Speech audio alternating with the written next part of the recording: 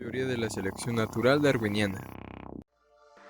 Estoy seguro que en algún momento has escuchado hablar del origen de las especies. Este libro muy célebre de Darwin. Él da a conocer una teoría que en apariencia no goza de una gran complejidad, pero que se ha resistido a ser aclarada y reconstruida. Realizaremos un análisis metateórico para poder entender la manera en la que Darwin entendía la teoría de la selección natural, a la cual pasaremos a llamar TSN por motivos prácticos. El artículo del cual me he basado para realizar este video se llama La teoría de la selección natural, de Santiago Ginovile, publicado en Teoría, revista de Teorías, Historia y Fundamentos de la Ciencia, volumen 25. El artículo pertenece al campo de la filosofía de la ciencia. Cuando se suele platicar de la TSN, se suele confundir con otras dos teorías, que caen bajo el mismo nombre de teoría de la selección natural. La primera teoría da una explicación genética o histórica del origen de las adaptaciones, a las cuales llamaremos adecuaciones. Más adelante les explico por qué he decidido llamar esto así. Y llamemos a esta teoría, teoría de la selección natural histórica. La segunda teoría no tiene un carácter histórico. En vez de eso, se dedica a dar una explicación de por qué cierto número de organismos tienen un mayor éxito reproductivo. Más adelante hablaremos de esta teoría. Hay que entender que Darwin provee una variedad de teorías para explicar la formación de especies, para explicar el origen de su variación, justificar la velocidad del cambio evolutivo, etc. La mayoría de esas teorías están relacionadas con la TSN. Lo más común es creer que Darwin expone la teoría de forma general, cuando lo que realmente hace es mostrar su funcionamiento a través de ejemplares, algo habitual en la práctica científica. Lo complicado en Darwin viene porque él empieza su presentación de la TNS de este modo.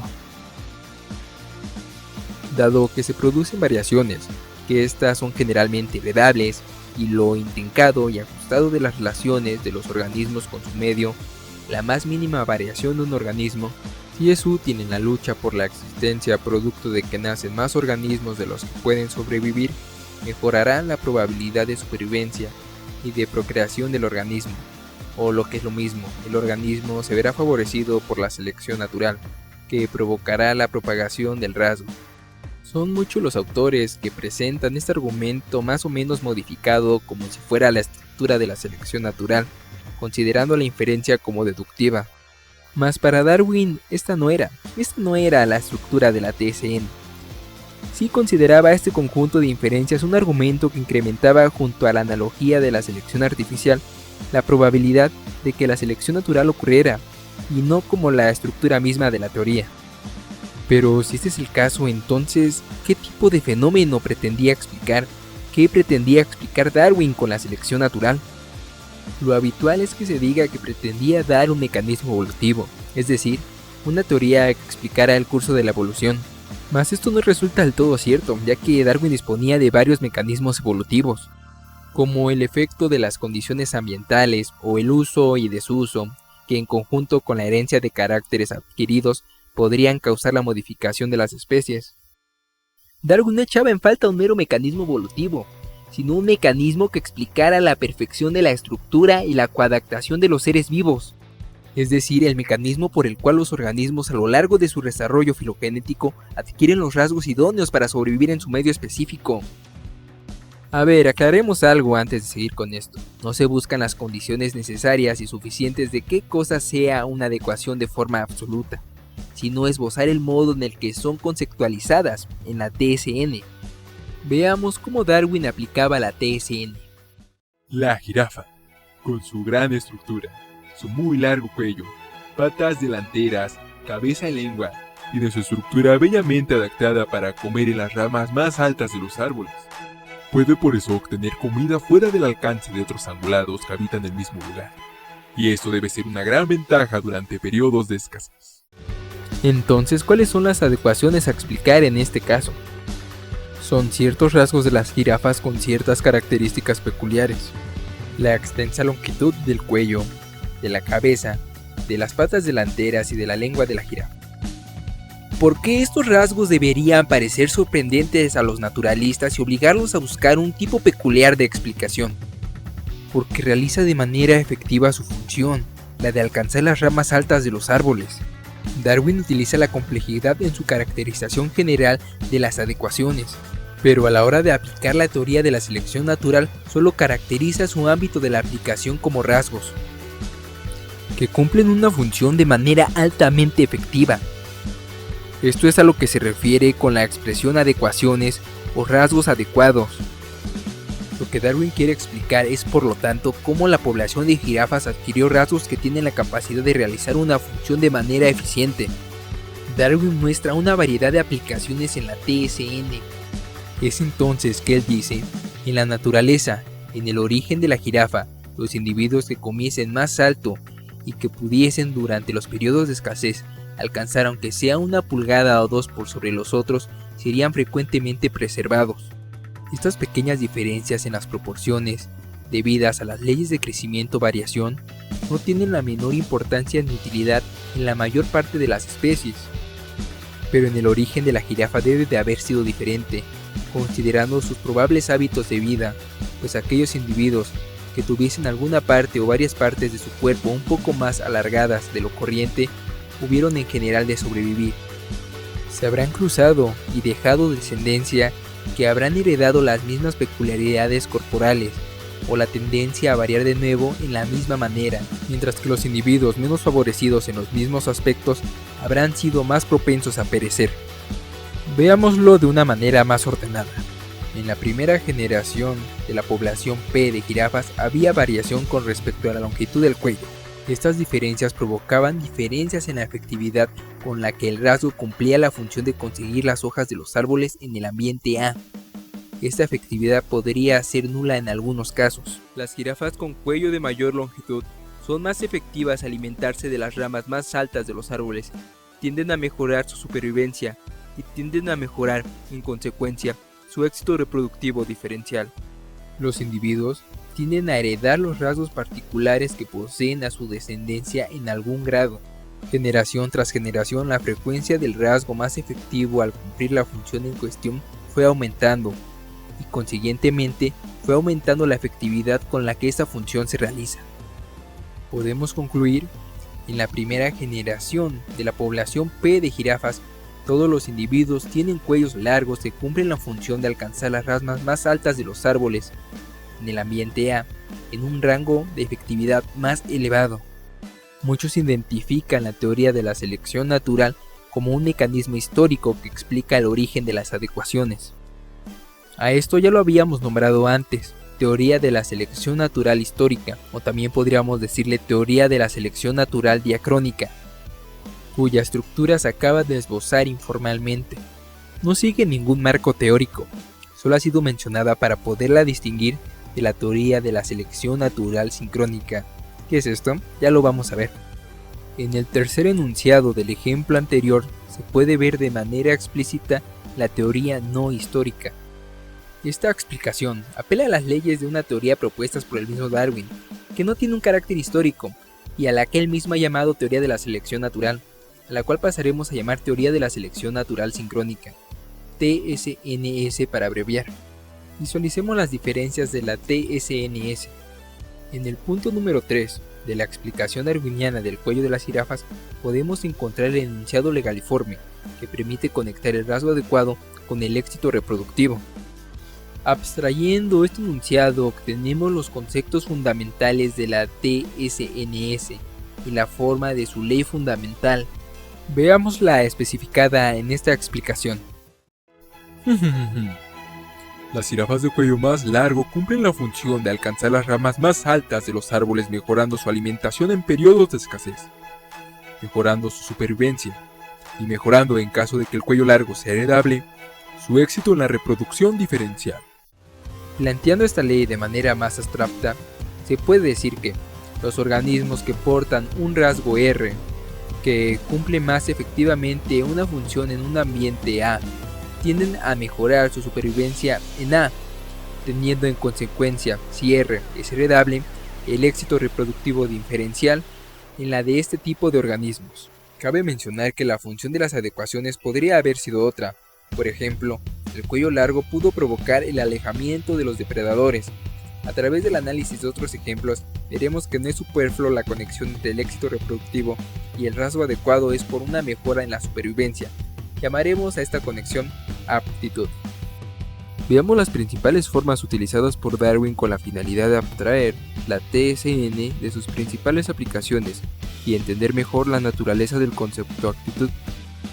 Podemos considerar la selección sexual un caso de la selección natural, ya que éstas tienen la misma estructura. En la selección sexual, la aptitud consiste en la capacidad de conseguir pareja, y no es una mejora en la supervivencia. Existe un sentido interesante de que ambas son aplicaciones de una misma teoría, ya que además de tener la misma estructura, también utilizan los mismos conceptos. Según Darwin, la capacidad de conseguir pareja se puede dar por distintas razones. Está el caso de que los organismos consigan pareja luchando con organismos del mismo sexo. En este caso, el enunciado legaliforme superior es: los gallos con espolones más efectivos en la lucha contra otros gallos tienden a emparejarse más, mejorando en consecuencia, si el rasgo es heredable, su éxito en la reproducción diferencial. O bien está el otro caso en el que los organismos se emparejan con el otro sexo a través de la atracción. En este caso, el enunciado legaliforme es: las aves con un plumaje más atractivo para las hembras de su especie tienden a emparejarse más, mejorando en consecuencia, si el rasgo es heredable, su éxito en la reproducción diferencial. En el caso de las plantas, vemos que la atracción que generan sobre los insectos es a través de sus flores, con el fin de lograr la fecundación cruzada. Aquí no hay una mejora en la supervivencia como en el caso de las jirafas, tampoco una mejora en la capacidad de conseguir pareja. Estamos hablando de una aplicación completamente diferente. En este caso, el enunciado legaliforme supuesto es: las plantas que producen flores más atractivas para los insectos tienden a mejorar su fecundidad, si el rasgo es heredable, su éxito en la reproducción diferencial. Manejemos el caso en el que intervienen los humanos como un caso de la selección natural. Veamos la selección artificial como una especialización de las leyes fundamentales de la TSN. La selección artificial se puede dividir en dos tipos. Metódica, cuando los humanos seleccionan conscientemente las parejas reproductoras con el fin de mejorar la especie. El enunciado legaliforme sería: los organismos que cumplen ciertas funciones de un modo más efectivo tienden a ser seleccionados conscientemente por los humanos como reproductores, mejorando, si el rasgo es heredable, el éxito en la reproducción diferencial. Inconsciente. Este caso se produce porque, sin tener la meta de mejorar la raza, los humanos cuidan sus animales más valiosos. El enunciado legaliforme sería: los organismos con rasgos que cumplen ciertas funciones de modo más efectivo tienden a ser protegidos especialmente por los humanos, mejorando, si el rasgo es heredable, el éxito en la reproducción diferencial. Los casos anteriores tienen en común la aplicación de la selección natural a nivel individual, aunque en algunos casos la selección natural parece no funcionar. Así sucede con algunos insectos neutros. En los insectos sociales, como las abejas o las hormigas, puede haber castas obreras que tienen rasgos funcionales que no comparten con otras castas, y por el hecho de que dichas castas son estériles, no es posible mantener que la posesión de esos rasgos de ancestros estériles mejoró su éxito reproductivo. La forma en la que Darwin soluciona este problema fue aplicar la selección natural a niveles más elevados que al del individuo. El enunciado legaliforme en este caso sería: las abejas obreras estériles con la curvatura o longitud de la lengua más efectiva para recolectar néctar de ciertas flores mejoraría el rendimiento de la comunidad a la que pertenecen, heredando, si el rasgo es heredable, el éxito reproductivo diferencial de tal comunidad. Estas no son las únicas leyes especiales posibles. La riqueza de la teoría radica en que es posible dar cuenta de nuevos hechos, encontrar nuevas instanciaciones del concepto de actitud. En un escrito temprano de Darwin podemos ver una aplicación distinta. Si el individuo de una especie con semilla plumosa puede incrementar por el poder de la diseminación dentro de su propia área aquellas semillas que fueron un poco más plumosas, en el largo término serán las más diseminadas, entonces un mayor número germinará y tendrá a producir plantas un poco mejor adaptadas. En este caso, la instancia de la ley fundamental sería: los organismos que tienen rasgos que les permiten planear mejor con el viento, esparcen mejor sus cimientos, mejorando así, de ser heredable, su éxito en la reproducción diferencial. Como pueden ver, esto muestra que Darwin ya concebía en sus primeros ensayos una selección natural amplia, que incluía aplicaciones que no requerían una mejora en la supervivencia. Con los casos anteriores podemos obtener un enunciado general. Los organismos que portan un rasgo que cumple más efectivamente una función tienden a mejorar su capacidad de emparejarse, o su supervivencia, o su fecundidad, o su capacidad de esparcir simientes, o su utilidad a los humanos, o el rendimiento de la comunidad a la que pertenecen, tendiendo a mejorar, en consecuencia si el rasgo es heredable, su éxito reproductivo diferencial, o el éxito reproductivo diferencial de la comunidad a la que pertenecen.